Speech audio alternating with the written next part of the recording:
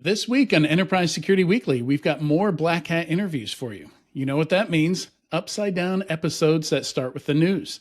This week in the Enterprise Security News, a funding that looks like an acquisition and two for sure acquisitions. Rumors that there are funding problems for early stage cyber startups, and we'll see a lot more acquisitions before the end of the year. So that could get spicy. Speaking of rumors, Crowdstrike did not appreciate last week's Action 1 acquisition rumor. We'll talk about that. Shortening detection engineering feedback loops, HoneyAgents, more reflections on Black Hat 2024. The attacker does not have to just get it right once, and the defender does not have to get it right every time. We'll talk about that. Remember BEC scams? Yeah, they're still enterprise enemy number one in terms of direct losses. In the second segment, we interview Vivek Ramachandran, founder and CEO at SquareX, about how easy it is to bypass secure web gateways as well as SASE and SSE solutions. Then we interview Vivek Bandari,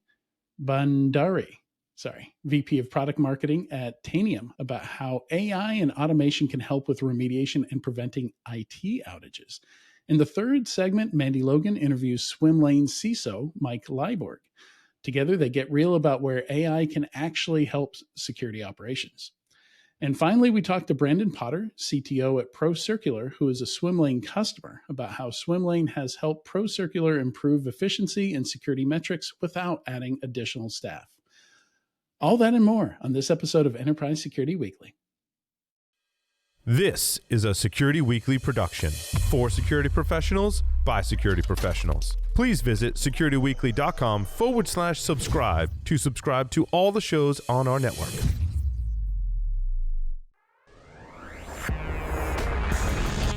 It's the show where we talk security vendors and aren't afraid to name names. It's Enterprise Security Weekly.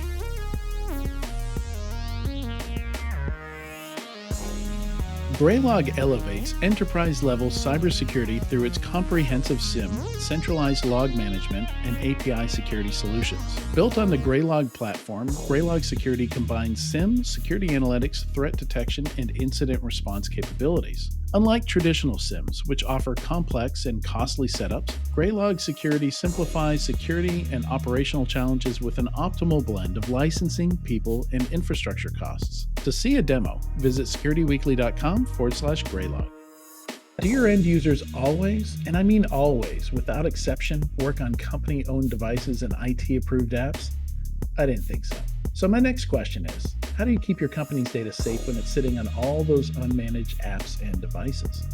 1Password has an answer to this question: Extended Access Management. 1Password Extended Access Management helps you secure every sign-in for every app on every device because it solves the problems traditional IAM and MDM can't touch. Check it out at securityweekly.com/1Password. Welcome to Enterprise Security Weekly and happy World Plant Milk Day. This is episode 373, recorded on Thursday, August 22nd, 2024. I'm your host, Adrian Sanabria, and joining me is the Dean of Detection, the Knight of Newsletters, the Platano in the Security Weekly cornucopia of hosts, Darwin Salazar. How you doing, Darwin? Howdy. That's a new one. The Platano and the cornucopia of security. I freaking love that, man. Of hosts, Thank you so much. And we've got a spicy lineup of things to talk about today. Heavy on the spice. The CrowdStrike news. Yeah, we need the plant milks, right? For all the spice to counteract all this.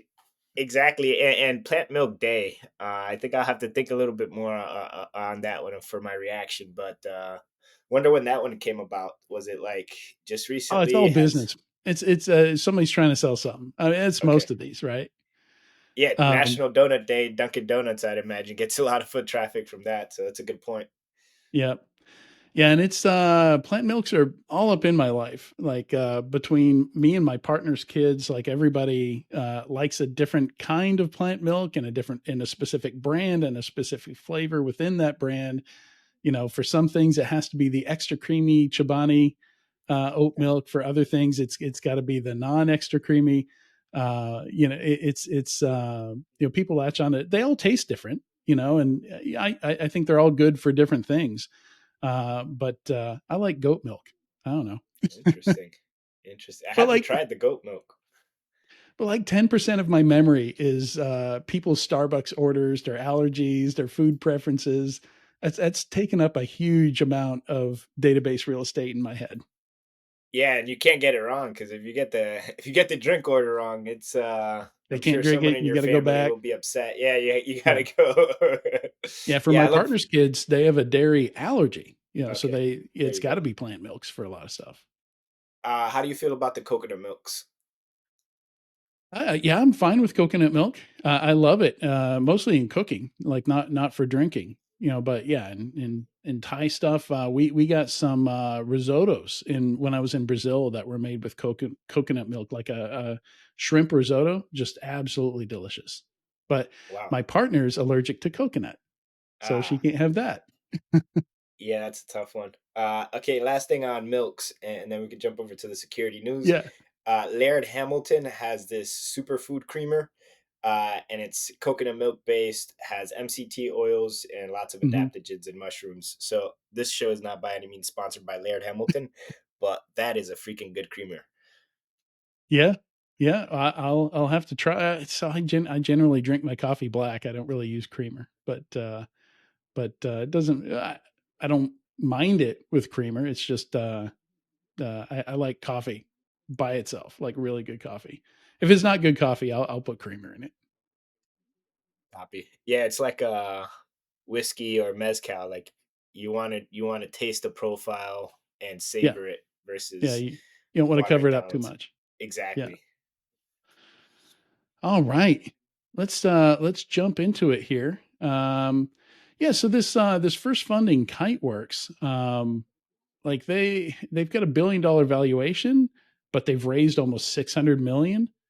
So this $456 million round has to be an exchange of like a massive amount of equity.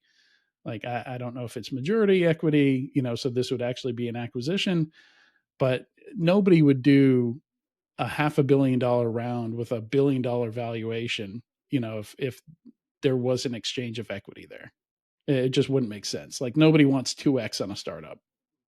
This one was interesting. Number one, because I'm not as familiar with Kiteworks, and number two, 456 mil being thrown around for a company that I haven't come across much, and I analyze the space on a week to week on Yeah. day to day basis, and I review like over thousands of headlines. So, having not been familiar with the name, but also seeing that 456 mil had been exchanged, then I double clicked on it.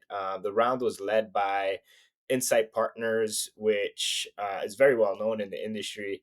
Mhm. Uh, the keywords that stood out to me as I was reading the press release is that they call the investment a partial liquidity event. And Mm. when I think about a liquidity event, it's they're kind of divesting part of the business or handing off some of that, like a good chunk of equity, as you had mentioned. And so I'm not a I don't like I haven't dug into the PE world too much, but I would love to have a second look from someone who, you know, is deep in the private equity realm to try and decipher what exactly this all means. What are your thoughts, Adrian?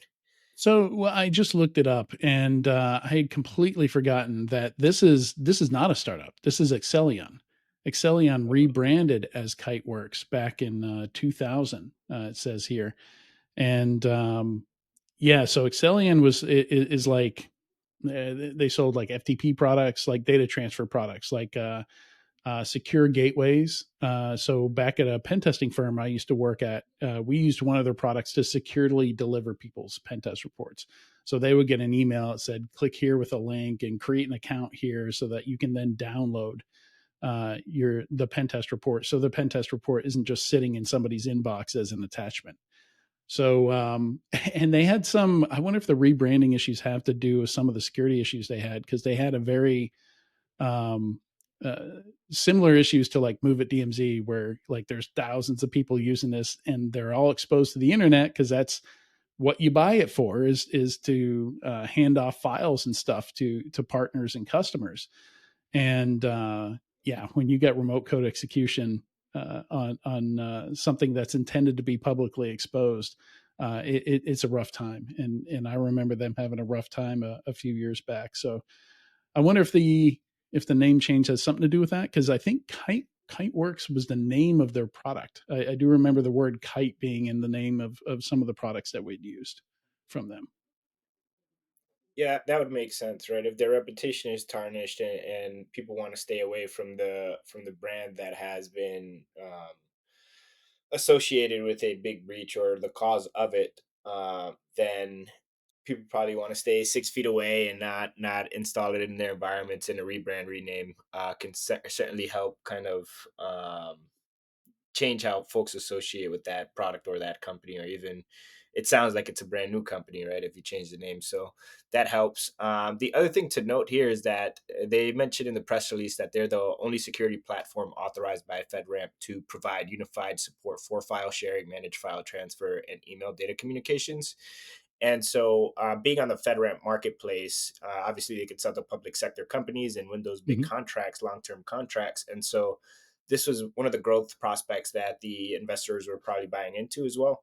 Um, and so the data sharing kind of like clean data room space, I'm not sure who their competitors are, but there's definitely a market for it. And so I think this huge cash injection, I'll be very interested to see and monitor, like, what do they double down on? Is it going to be go to market? Is it going to be product, or is it hiring more sales folks? Like, what does that look like? Because this is a very unique um, form of capital raising. So Yeah, I mean they're definitely competing with like the Move It DMZ type products, more than like a Dropbox or a Box or anything like that. Though they tried to move into that space, um, but yeah, I think it's more the data sharing solutions you would install on prem than the SaaS based ones. copy. Though it's probably both to some extent. All right. I didn't really dig into these other two acquisitions very deep. Mimecast acquires Aware, which from the name, I would assume that's some kind of yeah, human risk management platform. That makes sense. Yeah, some kind of security awareness, phishing testing type of organization. Yeah, Right. and And Mimecast, didn't they also acquire no before. huh? I think Mimecast just recently acquired no before as well. No, I thought it was Elevate Security. No before would be too big for them. I think No before is probably a bigger company. They're a public company now, right? Good point. Yeah, I just tried to cross check it. Mimecast did not acquire no before. Let's see. I do remember them being within the past like 6 weeks. Elevate Security. They Yeah, acquired Elevate. Elevate Security in January 4th, Code 42 on July 24th, and then Mhm. just now they acquired Aware. So Mimecast has been on quite an acquisition spree this Yeah, year. Code 42 is not a small company either. That was a pretty big acquisition. And yeah, this one confuses me a little bit because I thought that's what Elevate did. So it's Aware seems to have some overlap with Elevate. I assume there must have been a gap there if they picked up both of them. Right. Yeah, and I also guess it could be. Yeah, I was gonna say it could also be Mimecast acquiring user and customer bases, taking out some of the competition, and then to the point of something like that we'll get to in a bit, startups kind of valuations dropping and them looking for exits.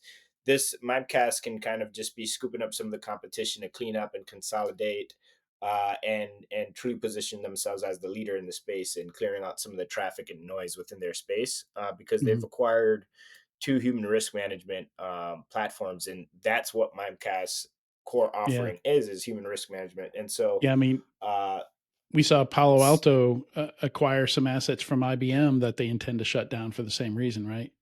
right. But yeah, looking here, it looks like another lookup I did. Some of the stuff is AI generated, so I'm not sure how correct it is.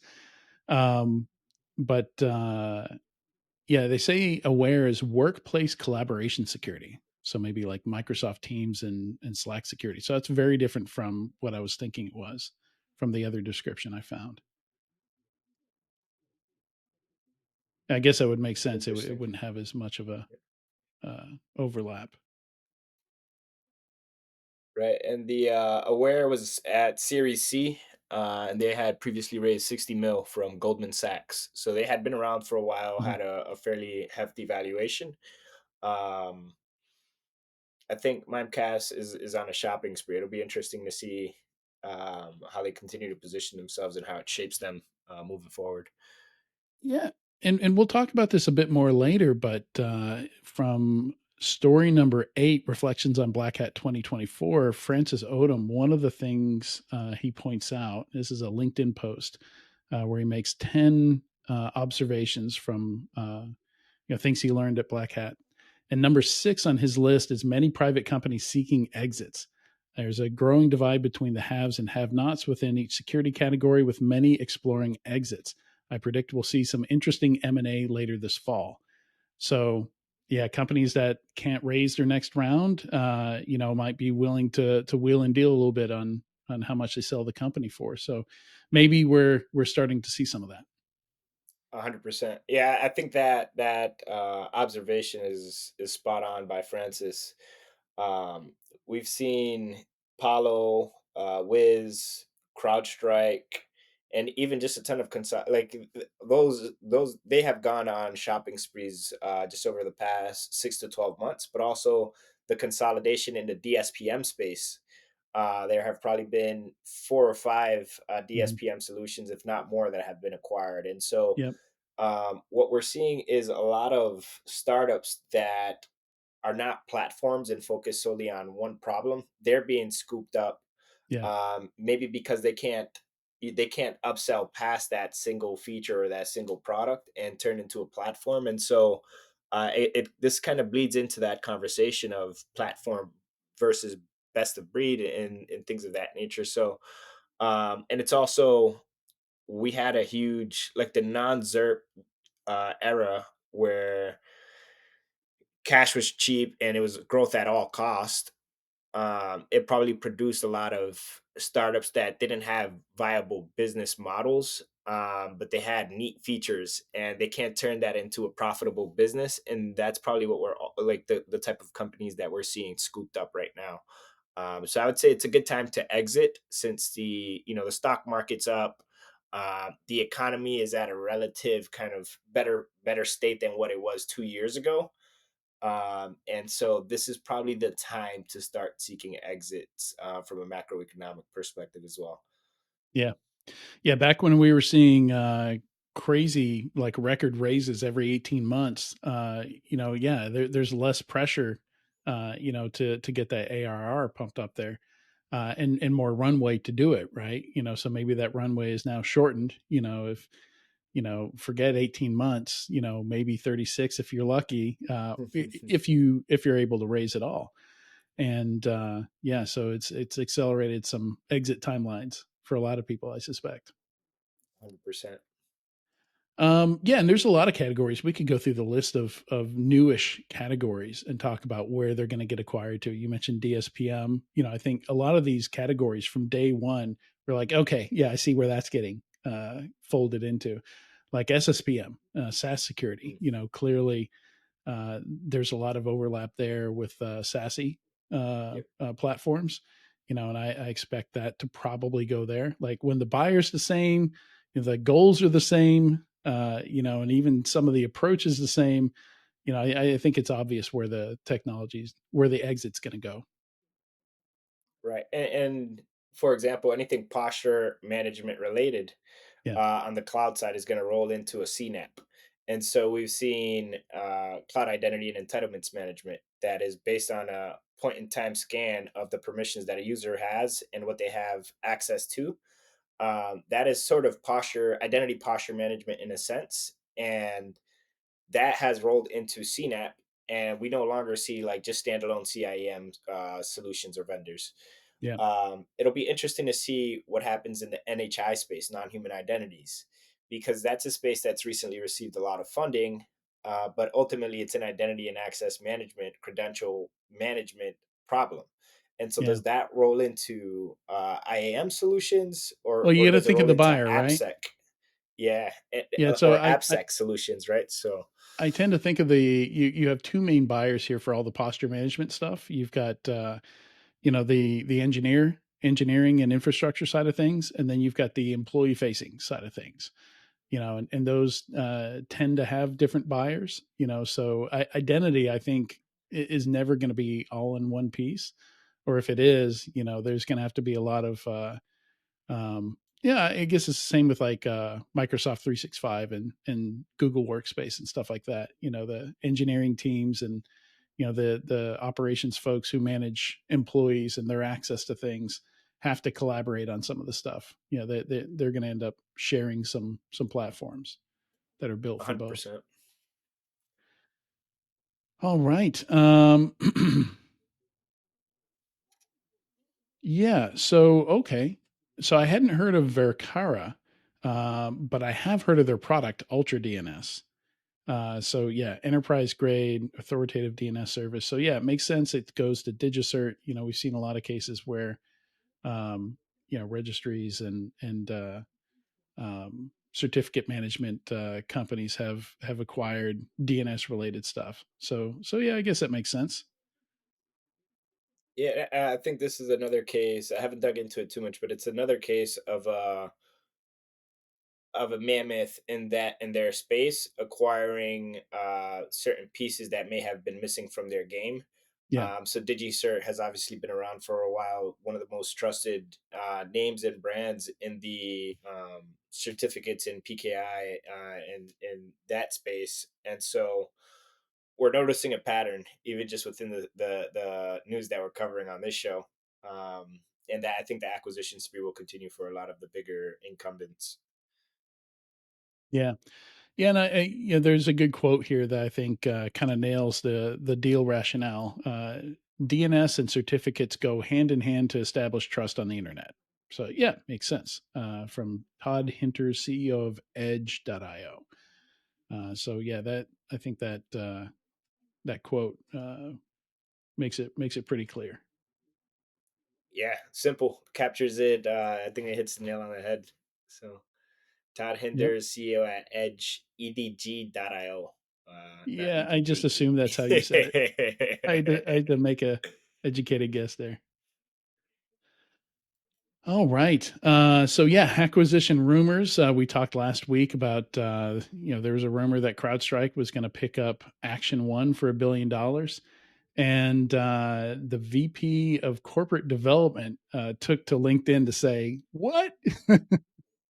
So This one apparently they had was, like no senior employees or executives on a 45-minute call 3 months ago, and somehow that turned into they're going to acquire the company. And he's like, I don't even know how this happened. Like it was so far from anything we're seriously considering. So, I'm sure there's a story behind the scenes here. yeah, I would say there's always three sides of the coin.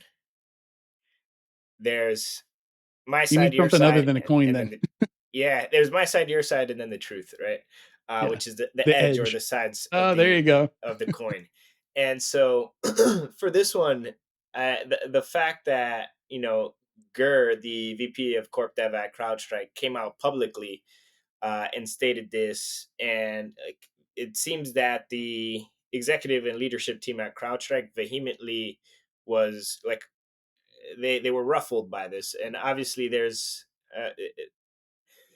have been acquisition rumors across different vendors over the past several months, notably Wiz and Google Cloud, with that $23 billion valuation or acquisition number floating around that may or may not have pumped Wiz's valuation from the previously listed 10 billion up to somewhere near 23 billion. And so we're now seeing patterns that these acquisition rumors and the number tied to them can be used to manipulate the valuation of the companies involved. And so the fact that Gurr comes out and shuts everything down and says like this was not a serious rumor, or like we did not have any serious conversations, it paints Action One in a bad light if they were seeking acquisition. Because say you're Action One and I'm a potential suitor for the acquisition, and I hear that you manipulated the valuation, that Yeah. immediately makes me rethink our partnership or potential partnership. So I love this. I love more transparency, calling BS out. Yeah. And I love the fact that you specifically, Adrian, when you write the show notes, you whenever it's an acquisition rumor, you make sure to mention it is a rumor. It has Yeah. not been Yeah. confirmed yet, because there's so much that can be lost, or we could sit here and speculate all day, but at the end of the day, it's a rumor, and that needs to be highlighted. So great work, and this was a spicy one that has caused a lot of discussion within the circles that we're in. So Yeah. Yeah, for sure. Yeah, and it's and it was odd timing too. You know, the fact that that call happened months ago, but the news about this came out right after CrowdStrike's big incident. So yeah, all of a sudden people tried to tie it to the incident. No, this is the rationale for them making the purchase. You know, this company can help them with this. Like they don't need to buy a company to fix the problem that they had. They were pretty clear, pretty minor changes they need to make. Like they already have all the infrastructure for people to do phased rollouts of, you know, uh, rapid response content updates, into this thing. They don't need to buy a $1 billion company to just flip that switch. It's like a few lines of code.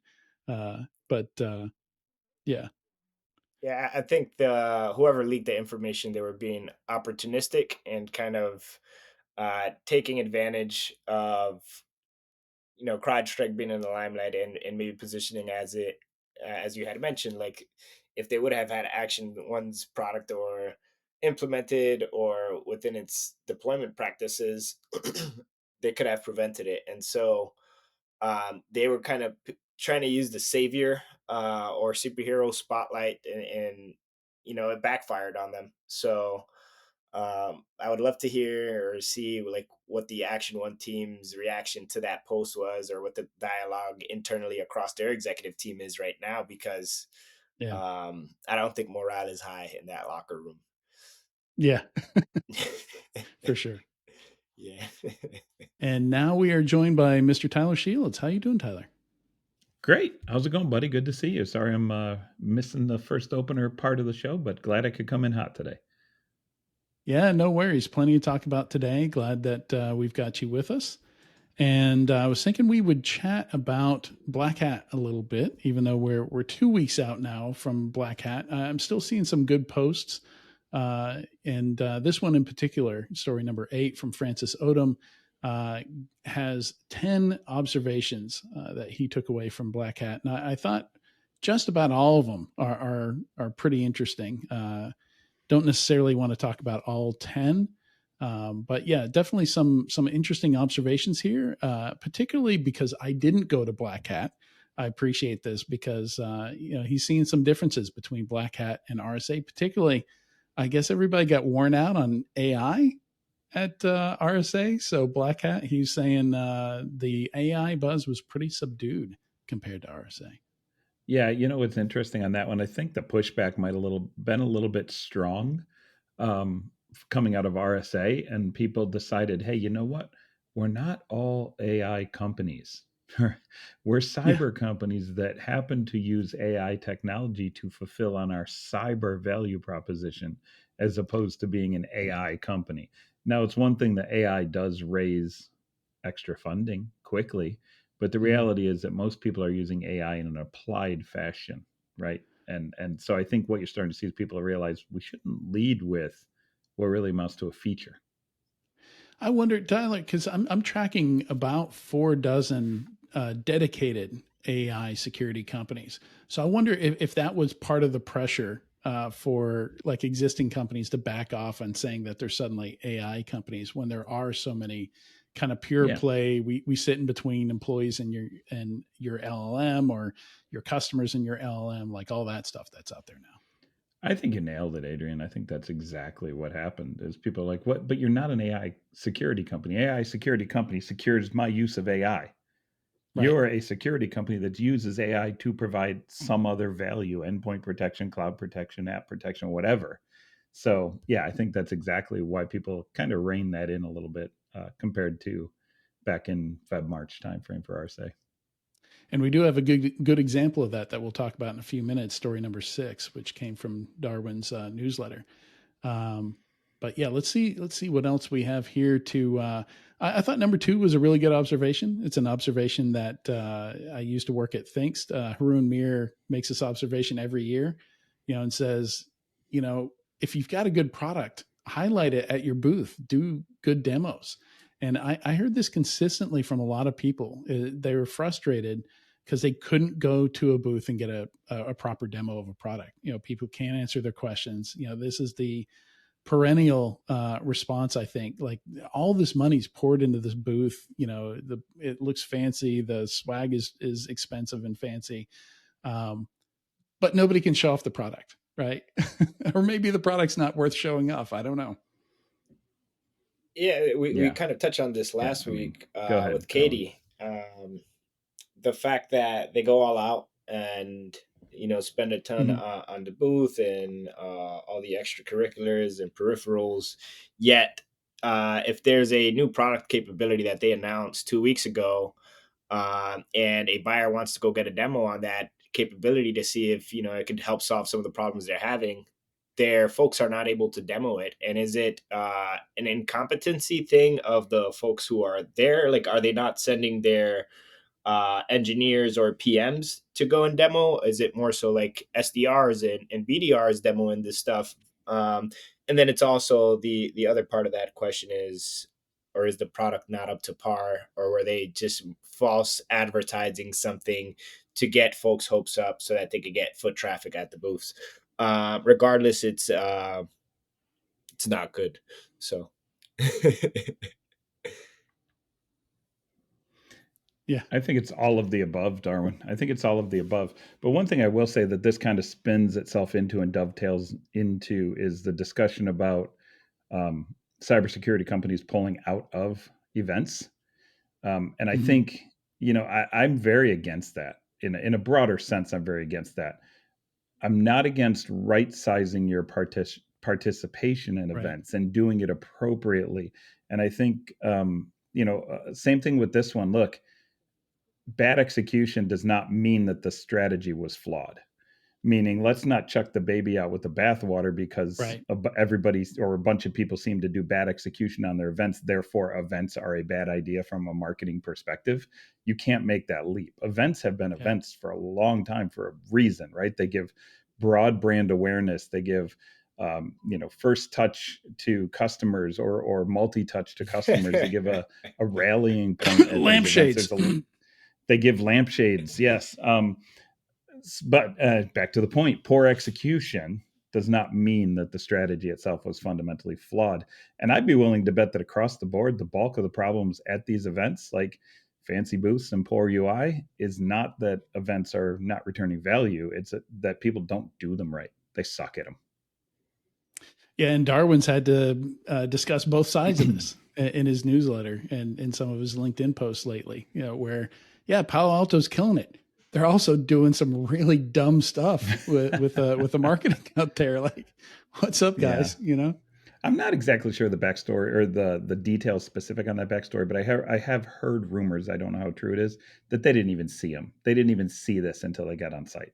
Who knows how true that is, right? So some third party that came up with this, and I mean that's still on them for not for taking their for their sure eyes they're off responsible. The ball. They're still accountable for it. I'm not deferring accountability, but it's one of those things like, look, it's just a bad exexecution moment. Apologize for you can't just tell a venue, oh yeah, do something cool. Here's the logos and you gotta guide them. Make sure, especially when you're like Palo Alto is not an early stage startup, right? Like they I would argue it's easier for them to make that mistake than an early stage startup because they have so many things so much in flight. going on. Yep, that might have just cruised under the radar, and they said, "Hey, this is a tiny little thing. We're not expecting a lot of attendance. outsource third-party firm. Please just do it. We got our It's hands why full policies and with these other big things. processes are so important, right? It's the same thing in Yep. cybersecurity. It's yeah, I mean, not a huge surprise that somebody like Equifax can get breached, right? You know, because it, Yep. you know, they I remember at the time of the breach, I did some research and found that they owned 75,000 publicly routable IP addresses. You know, so yeah, That's all. yeah, there's a lot for them to keep track of, but that's the job. Yep. I'm definitely not saying they didn't make We a can mistake. all, Just the good thing is we empathizing can all how it learn could from happen. at their expense. Paulo just reported a blowout quarter, like revenue up, I think 13% quarter year over year for Q4. So they're doing well financially and like all this stuff, right? They have a bunch of things going in their favor. This is a chink in their armor. Certainly, it certainly negatively impacts the Yeah. underrepresented folks in our community, and it was a misogynistic thing, and I think Paulo can kind of absorb the hit and keep moving, whereas like a startup, um, like Zero Networks with the pink handcuffs probably has a bigger blast radius and has to do a little bit more patchwork. So I think this is a masterclass in PR and marketing and conference marketing, and we should all be taking notes. Like this stuff, everything matters within your company's brand, and you should not outsource things without review of the final plan. And so we can learn at their expense. I would say I think that's cool. Yeah, absolutely. Yeah, it's yeah, and you really have to watch it explode over LinkedIn over a couple of weeks to understand, yeah, that one thing that somebody overlooked, that can, Right. Right. several news cycles still getting bad PR from it. Yeah, so you can't overlook those things. So yeah, interested to get both of your thoughts on number 3 on Francis's list, kind of sandwiched with number 6 being the other side of it. So a bunch of private companies not raising money, seeking exits. He kind of predicts we're going to see a buyer's market, a ton of M&A later this fall, which I feel like we've already been seeing. We're seeing it this week. Yeah. But then on the other side, lots of capital on the sidelines. So like what does that mean, that there's a lot of capital unused and a lot of private companies that can't raise another round seeking exits? Did you watch the Olympics, Adrian? Did you watch the Olympic surfing in particular? I saw some highlights. I didn't watch it. Okay. If you watch any Olympic surfing or any surfing at all, there's a whole lot of paddling out there, sitting around, watching the swells waiting for occur. a good wave. Yeah. And then all of a sudden it's like all 3 of them, right? Because they usually do 3 or 4 in a heat. All 3 of them will see the same swell and they'll all start paddling towards that same swell and one will catch it. That's venture capital. And right now we're sitting in a spot where they're just watching the swells. They're waiting for that metaphor, next wave. Tyler. That Thanks. was I try. amazing. I try. They're waiting for that next wave. And what's going to happen is you're going to see when it does swell and start to hit again, and people start to recognize the upside coming back. And, maybe we see the Fed cut a couple of times and all of a sudden the money starts to free up a little bit. That's when the swells will come back and you'll see them all diving right back in towards those waves, getting ready to go again for another big push.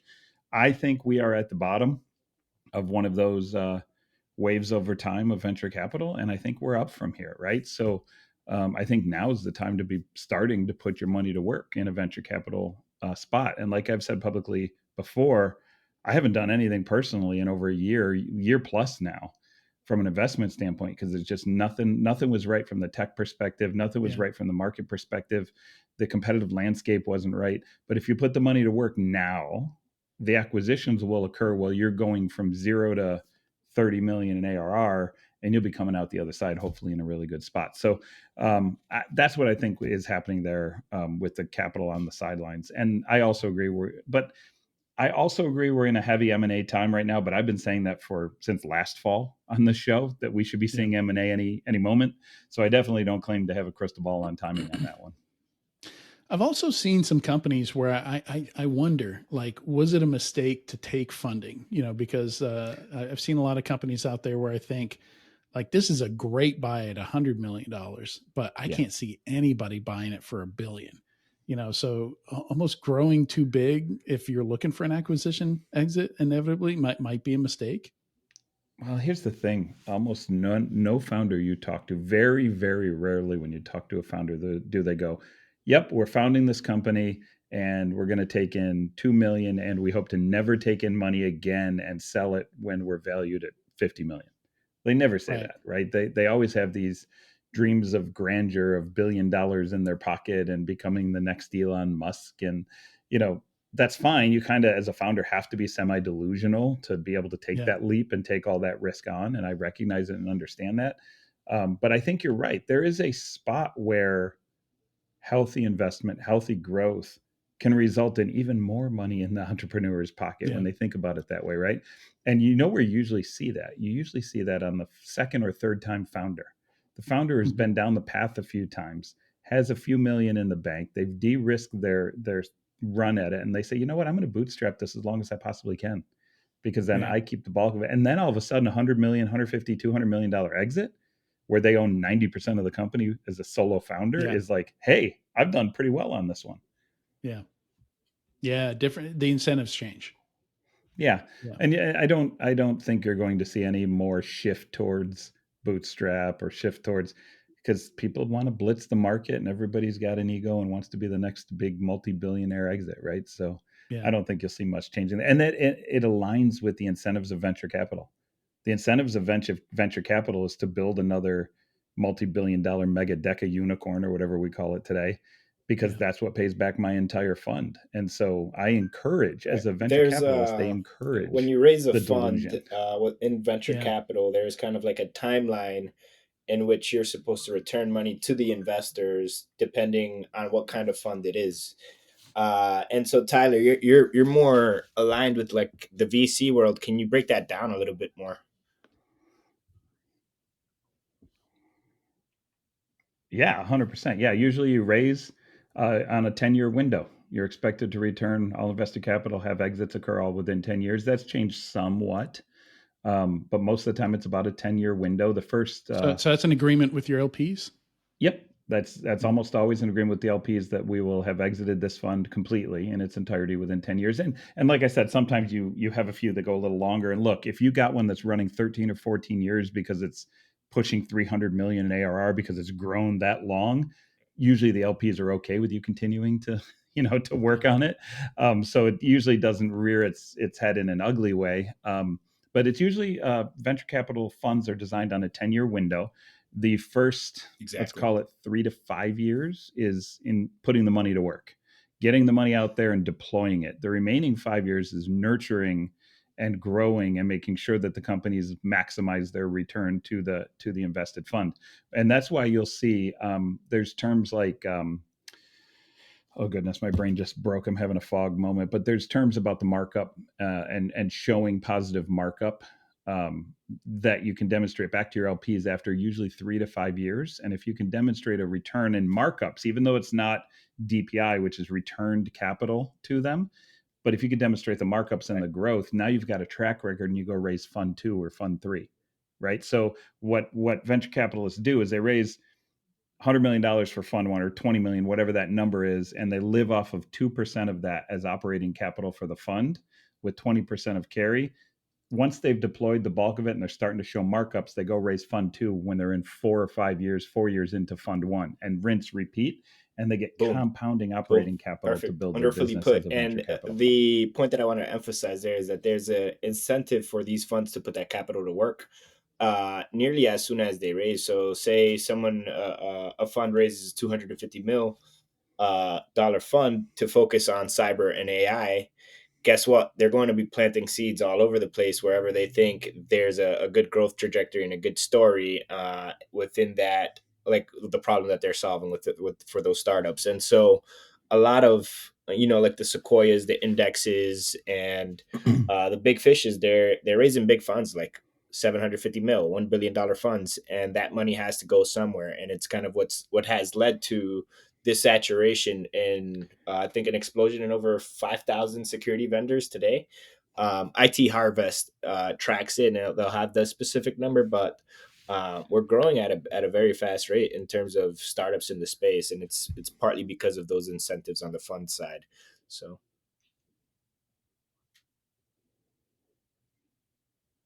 100%. You pretty much nailed it. And think of it this way too: if I raise $1 billion fund and I need to deploy that in 4 years, what size tickets do I write? What size checks do I have to write to deploy $1 right. billion in 4 to 5 years? Those are your late stage funds. What happened was late stage funding dried up and got really bad because it got of the ZERP era and then the crash. So a lot of those late stage guys started to move earlier with massive wallets and saying, "Hey, we're going to do Hmm. seed in A on a $750 million fund." How many companies do I have to invest in at seed in A size checks to put Yeah, it's hundreds. 750 million to Yeah. work? Now, mind you, one thing I didn't really cover when I kind of described it is there's also a certain section of that money is your original investment fund, and then you keep dry powder behind to catch the A or the B round to do what's called your pro rata and continue to update, continue to invest over time in the winners, right? So you're not deploying. If I raise 100 million, I'm not deploying 100 million right out of the gate. I might be deploying 20 million, 25 million right Right. out of the gate. But if I've raised $1 billion fund and I have to deploy 250 million into seed stage startups, good luck. That's a lot of companies I'm funding. Yeah. Yeah, so let's move on to we've got a couple stories here from the Cybersecurity Pulse, which is Darwin's newsletter, and the first one here, Grimoire from your old company, Datadog, that you worked for. I thought this was interesting. Like on the one hand, I love it, but on the other hand, I'm like, why why is this a tool? Why is this an open source? Why isn't this just part of every sim? Like why isn't this why is this one off kind of thing for cloud security? Like this is what we need to do with everything. We need to understand what logs to look at, what events to look at that correspond with certain attacks that we want to be able to detect. Like if Right. we don't know how to do that, like Yeah, what are we yeah. even I think doing this is a big gap within in the security operations? security product space. It's the black box detections that you don't understand why certain alerts or detections are being triggered. And I'll specifically harp on cloud providers, cloud security tools. So, for example, Azure Defender, they have an entire catalog of probably over 300 different alerts. And so, let's say like they identify anomalous activity within Azure storage buckets. This is a proprietary detection that almost nobody else on the Mhm. market may have. Like a Palo or a Wiz may not have that detection, and they also don't tell you how that alert is triggered. They just tell you that they identified X anomalous detection, maybe related to an open source red teaming tool for Azure, and they detected certain activity patterns that caused this detection to trigger. But at the end of the day, how do you reproduce that to understand whether you're actually vulnerable or susceptible to that attack? And so this is not only is it true in the cloud security space, but also like in the XDR space and wherever else there are activity based detections. And a tool like Grimoire, an open source solution, helps test any SIM or any of your rules that are um, monitoring your AWS environments. And so Grimoire has 38 out of the box AWS detection rules. And when you detonate one of these simulated attacks in your environments, which is what Grimoire allows you to do in AWS, it's like you select an attack technique that you want to simulate in your environment to see if your SIM would catch that. Um, this is very helpful for holding yourself honest to see where do you stand against these common attack techniques. And so it's very helpful. It helps kind of democratize purple teaming, Right. but we need to see more of it. You're absolutely right. Like, why isn't this the standard? Well, and this is, I mean, the way you describe it, like that's a whole BAS market, the whole breach and attack simulation market, like Attack IQ and Safe Breach, and there's a bunch of open source stuff out there. Um, None of them are coming to me right off the top of my head, but a couple of folks who have actually made the open source breach and attack simulation Scythe, stuff have started their own companies. Atomic Red Team and Red Canary. Atomic Red Team, I think, is one of them. Yeah. Yeah, but the guy that created that now has his own company that's doing some similar stuff commercially. But yeah, I mean, this tool, this is kind of what I hoped breach and attack simulation would be. The whole, does my stuff actually work? The one product that tells me whether or not all my other stuff is actually doing its job. And if I am able to detect this kind of stuff, but it doesn't seem that that's what that market ended up doing. Like when I look at those tools and I talk to people who are using them, it just seems like it became another And in that busy work case, generator. it's better to have your own homegrown purple team versus then leveraging a breach and attack simulation that is just going to add more management overhead and bloat to your security teams. So Christoph, the creator of Grimoire, and more broadly Stratus, I think it's called Stratus Red Team, which is another open source tool at Datadog. He's a great cloud security researcher in the AWS security space, and so kudos to him for open sourcing this. I think it helps set the standard, and it definitely helps enterprise security teams see where they truly stand. The other thing is you can build your detections based off these attack techniques as well, because they open source also, like, what are the key events or fields and key values for those fields that you should be writing detections on, which definitely helps streamline the detection engineering process. So I would love to see more of this.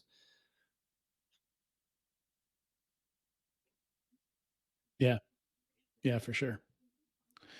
All right, and the next one is, I also want to challenge, this one too, where Orca came out with a new feature that's powered by generative AI, where it creates Azure policies for you using, I don't know if they're using ChatGPT or their own thing, but this kind of seems like something like couldn't I just use any large language model tool out there to do this? Like, why, why would I need Orca to It's a build great this for question. me within their product? And it's a question we should all be asking ourselves whenever a vendor puts an AI powered feature in front of us. It's like, why is this better than a more general purpose model? Right. And like, is this $20 a something that month requires a new subscription. SKU and additional payment on the Orca side, or is it something that's included in the already existing package that a user has?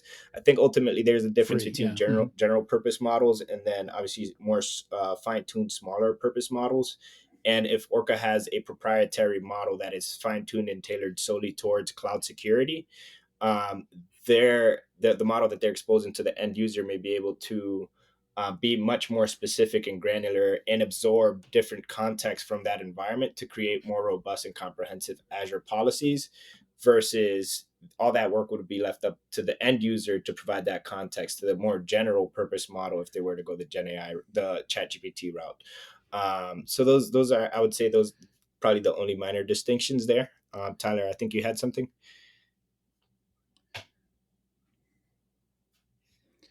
Yeah, I mean, look,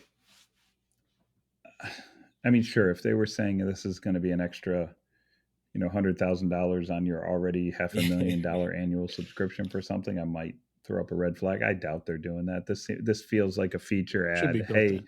Yeah. yeah, it feels like a feature ad where it's like, we have the ability to create automated policies and make your life easier so you don't have to go to a third-party system to generate these things.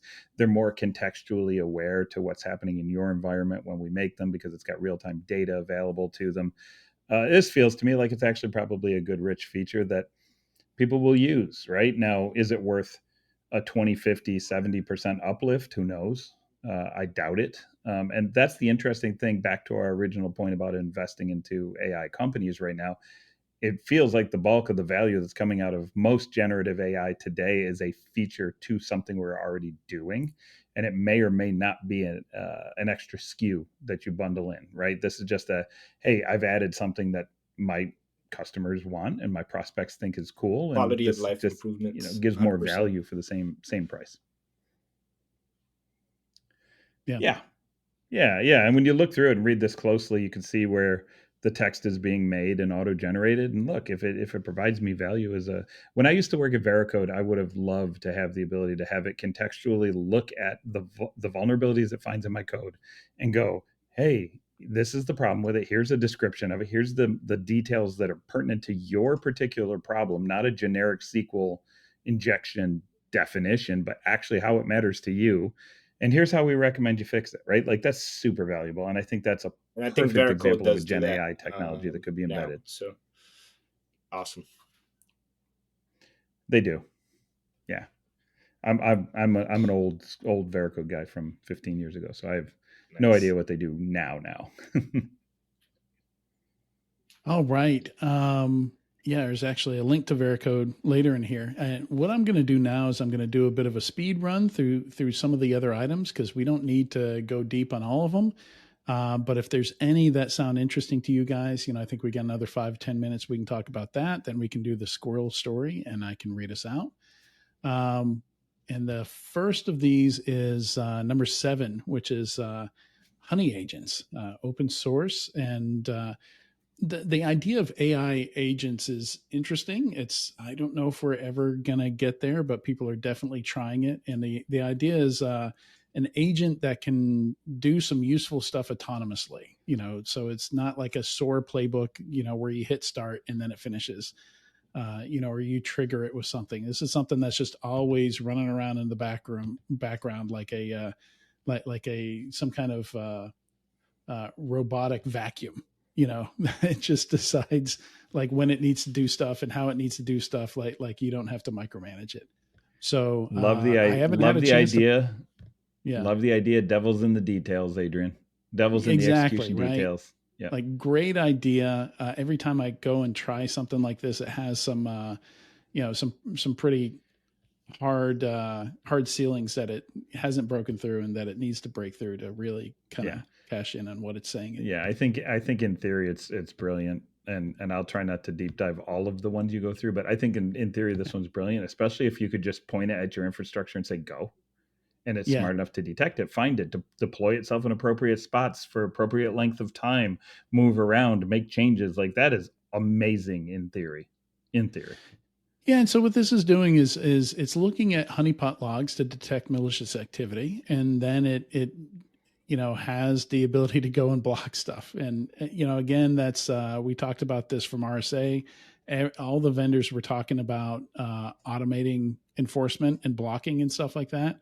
I don't think companies are ready for that, or you know, I don't think there's enough trust there for them to let products start, you know, automatically managing their allow lists and block lists. But I don't know. You know, this is something I would love to try out. And to be clear, I haven't tried this yet.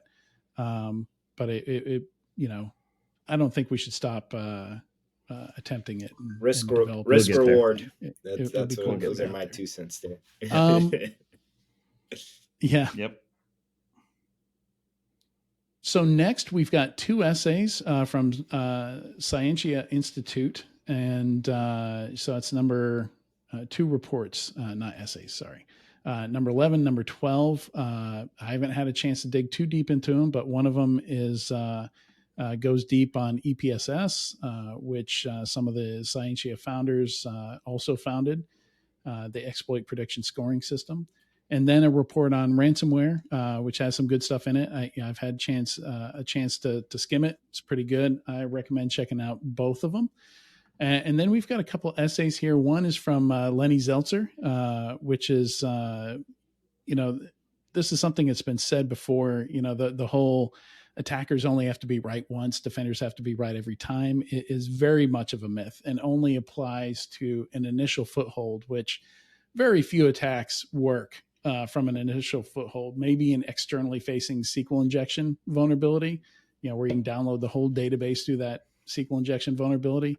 But most attacks require the attacker to be stealthy, you know, to get things right many times. So, once you get inside an organization, that kind of flips. And I'm glad Lenny's talking about it. And there's a funny YouTube video embedded there where he talks about how he just discovered that he likes complaining.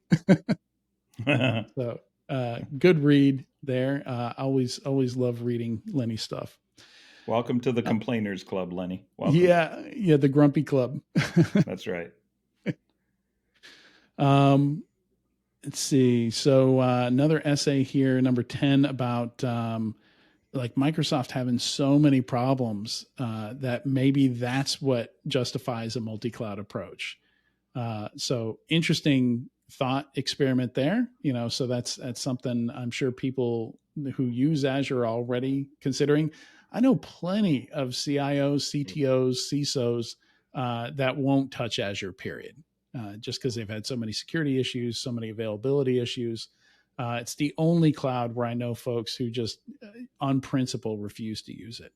So Microsoft definitely has an uphill battle there and needs to rebuild some trust in their products.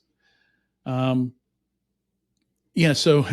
I mean, it applies to Azure. I'm not sure going multi-cloud applies to the Google and Amazon side of things. I don't know if those folks feel the same way. AI threats, Slack AI, somebody proved that they can pull stuff out of private channels on Slack using Slack's AI product. So we've been predicting this would happen, and this would eventually be coming. So data access control, when you've produced a RAG, and you're using an LLM, jailbreaks are going to be possible. So if there's no logical segmentation in that data control, it's going to happen.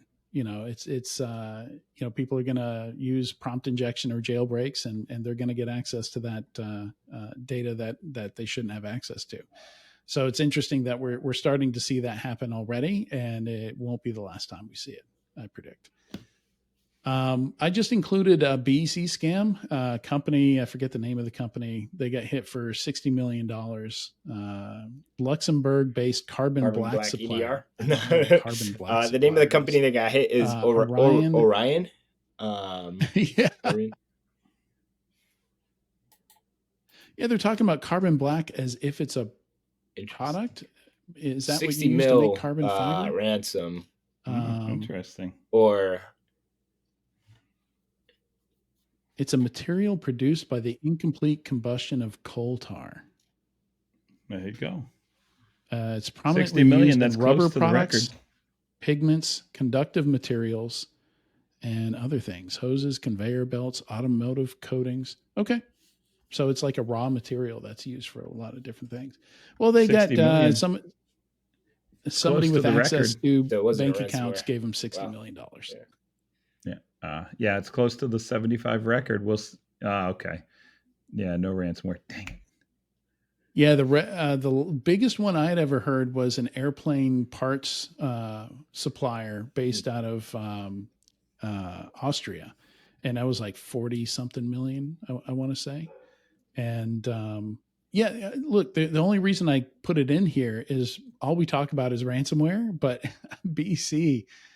It's so much easier for the attackers to pull that off, and the direct losses are many times greater than the direct losses from ransomware. Ransomware just broke $1 billion worldwide, whereas BC losses have been like over 3 billion for years, just in the US, not even globally. So BC, we can't take our eyes off that. It's still the bigger threat. And Gen AI has, that's crazy. $75 million ransom. So that's pretty big. 75. Yeah, I don't know what the biggest. So that $75 million ransom that was paid out, that was discovered in late July of this year. So it's kind of like fresh news, and not a lot of folks have talked about it. And Dark Angels is also a ransom group that has not been on a lot of people's radars. So, and this was paid by a Fortune 50. Yeah. Undisclosed Fortune 50 victim. They have not come on publicly. Right. And so it's interesting. Like, shouldn't this be reported to the SEC if it's a publicly traded company? And I don't know if all Fortune 50s are publicly traded, Yeah, but I think Yep. we'll probably double click on this offline, but it's interesting for sure. maybe. Maybe we can scan 8Ks for a mystery $75 million loss somewhere and come up with something. It's a good Do point. a Yeah, reverse and search like, for it, right? yeah. All right. Yeah, I was gonna say maybe it's just coming out Go ahead. in the news What were now, you going to say, Darwin? but that it was reported in 8K 6 months ago. Timely disclosure. I have no idea. Yeah. Yeah, there is stuff that doesn't get picked up. Like journalists are pretty good at spotting stuff, but I suspect there's some stuff that has been publicly disclosed that people haven't like put the pieces together and realized, oh, this is the biggest ransomware case ever. So yeah, that'll be interesting. I'm sure Sadly. that's not the last that we'll hear of that. So look for that on a future show. Number 15 is one of the many great reports that comes out of the DFIR report. So this kind of goes along with Grimoire, the tool we were talking about earlier. This is a great resource for detection engineers. And I think they even have a paid model where you can get basically like Yara and like pre-built detections, that if you pay them, you can just download and deploy an instrument in whatever tools you have. So the DFIR report, great resource for free. In the blog post, they detail all their findings, different threat actors, techniques, and stuff like that.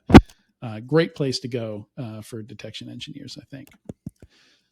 Number 16, this is the one that pairs back up with Veracode because I think, Chris Weisopel is kind of the source of this one here.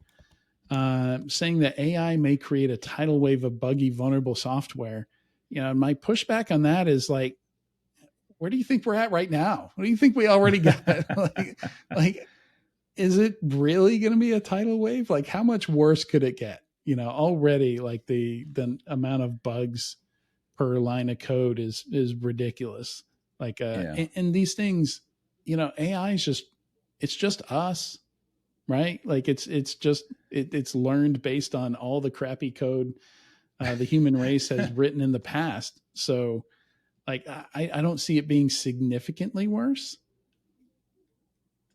I think you're bringing up an interesting point, right? Garbage in, garbage out. So first of all, we trained it on how many years of garbage code, garbage in, garbage out, with tons of flaws and vulnerabilities. So it's going to write code with flaws and vulnerabilities. I think that's a piece of it, and I think you'll see a tidal wave there. The other thing is, like, I think the other reason, and I'm sure he talks about this specifically in the article, but the volume of code created.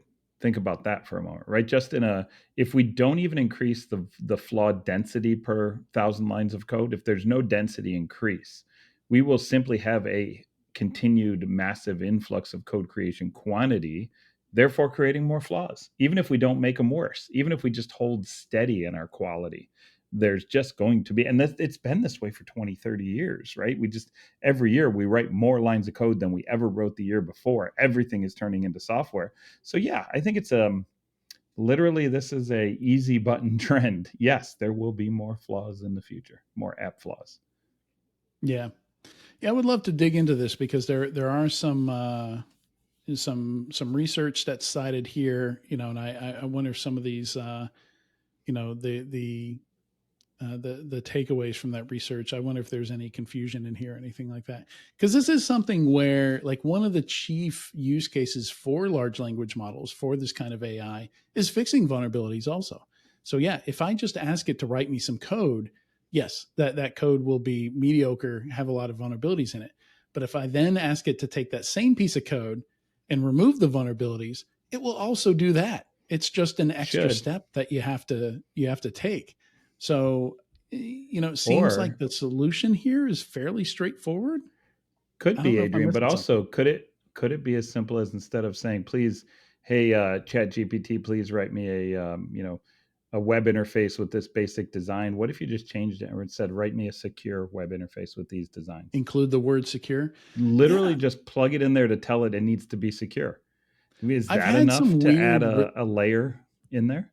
I've had some weird results So I've tried doing kind of like two things at once with one prompt, and I've had weird results with it where I do get better results if I ask it to do things in two separate steps.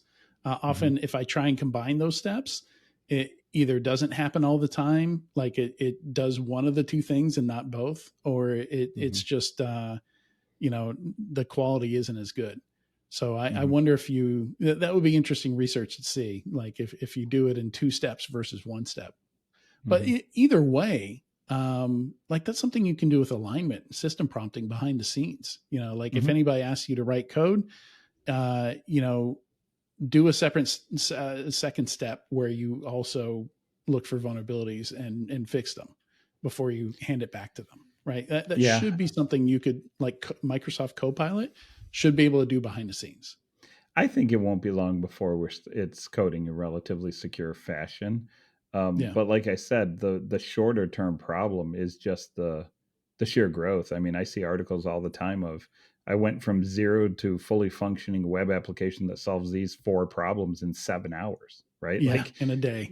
Everything from creating, and I don't even know what the correct stacks are anymore, but like creating my Python code to glue together my Flask system with my React JS front end, boom, written, done, 7 hours total, and you got a company running, right? So yeah, just the sheer volume of code increase alone is just going to cause an influx of flaws.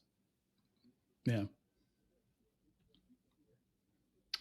All right. Well, that brings us to our squirrel story, which is, Apple's a big enough company that they have to keep inventing new markets to build for and corner. And I don't think it's going to be the VR headset. I don't think it's going to be spatial computing, at least not anytime soon. So this is the legendary Mark Gurman, who's kind of legendary for reporting on Apple stuff. Like he's usually the first to get Apple rumors. We don't know who his sources are, but he gets a lot of them. And describes Apple having a team of several hundred people working on this device that has a thin robotic arm to move around a large screen, and it's attached to a table. I don't have a subscription, so I can't read the whole article here, but I thought that was squirrel story worthy. Just an arm that moves things around? The display is on the arm, so it moves the display around. Definitely sounds squirrel worthy to me. Executive who oversaw a car project, which we know they've killed now. That's what I was just going to point at. Leading this one. That one bullet point in the press release that states the same executive who oversaw the car, Apple's kind of like moonshot car project, will be leading this effort. It'll be interesting. Yeah. Right. Well, the last project he led was a disaster. So yeah, sure. Can I have his job? Make up random stuff that's impossible to do, pretend to do it for 3 to 5 years, and then find a new version of something to shoot for. I want that job. Yeah. Failure doesn't matter. I wonder what his title is. But it has to be demoralizing, right? Kind of just sinking billions of dollars and, having your project killed. Or maybe he doesn't care. Well, I mean, they have to invent product categories. That's and so like the car one got killed just because of the logistics of it. They couldn't find a car company to build it for them. They could only do so much of it. Like they weren't going to build a whole car company. That I think that was too much for them to take on from scratch. So yeah. Hyundai, like all the companies they talked to basically told them no. And they wanted it to be fully automated too. They did not want it to be a car that you drove. They wanted it to be a car that you just sat in and, ferried you around, taxied you around. So yeah, they're trying to maybe just Apple invent new consumer maybe they should product get into cybersecurity. It's basically what's happening out here.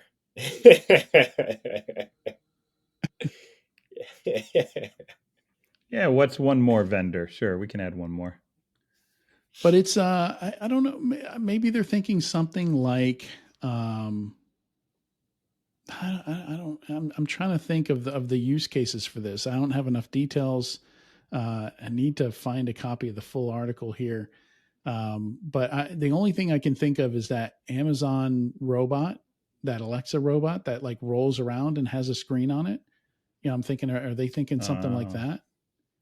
You know, do you guys see there was something about $50 an hour to be like a tester for the Tesla robots, or not Tesla, but Elon Musk's robot company too. The humanoid robot an thing? hour. Yeah. I don't remember what the details, but they were offering like $50 an hour hourly wage, basically I think it was to like control the robot and test it and make sure it works or something like that. I don't remember the details. Does it come with body armor? Like that job? Sounds amazing to me. I still want a robot flamethrowing dog, but that's a different squirrel episode. Yeah, that was. Yeah, an iPad on a moving arm attached to a table. Sounds like something a bad AI hallucination on the image AI would generate. As a matter of fact, I think we should go to that image AI generator and use those words and see what it creates. Are they competing with like the little stand you have for your phone, like when you're trying to watch YouTube videos and you're eating at the table? Like that's all I can. Everybody needs a robot for that. like, could you make $1,000 pop socket for me, please? Apple's has like sure. OCR, sure, and we can tracks your face and just Like, and we've been waiting for this day. $1,000 pop socket coming up. Like, remember when they created those wheels for one of the like full size Mac Pros, like the Mac Tower, like the casters, the wheels for it were like $300 or $500 or something like that. They're talking about how amazing the engineering was in those wheels. They were Apple white. They were Apple white wheels, man. That paint I think if Apple wants more ideas, they could just watch the Jetsons or Wall-E. And that could be a good source. Wall-E's probably the much closer to reality prediction. We're getting actually closer. I want to go back and rewatch how accurate that might be. We are. Yeah. Need to make a list of movies. Wall-E, Idiocracy. Like there's a bunch of movies. Yeah. I was just gonna say, I feel like the world's turning into a cross between Wall-E and Idiocracy. That's like where we're headed. Yeah, those are the two to go, and those are both about 20 years old, 20 plus now. So I think now is the time to go back and watch them and see how spot on they were. I bet you they're close. All right. And that wraps us up for today. Thanks so much, Darwin, for joining me today. Tyler, you don't get any for the whole show. Man. You came in halfway through. We love you, Tyler. And a 3/4 thanks to Tyler for joining us for 3/4 of the show. You're welcome. And you get a 3/4 you're welcome. No, seriously. It was a lot of fun today. Adrian, you're well. It was a lot of fun today. I'm glad I had both of you with me. And don't go anywhere. We've got Black Hat interviews from SquareX, Tanium, and Swim Lane coming up next.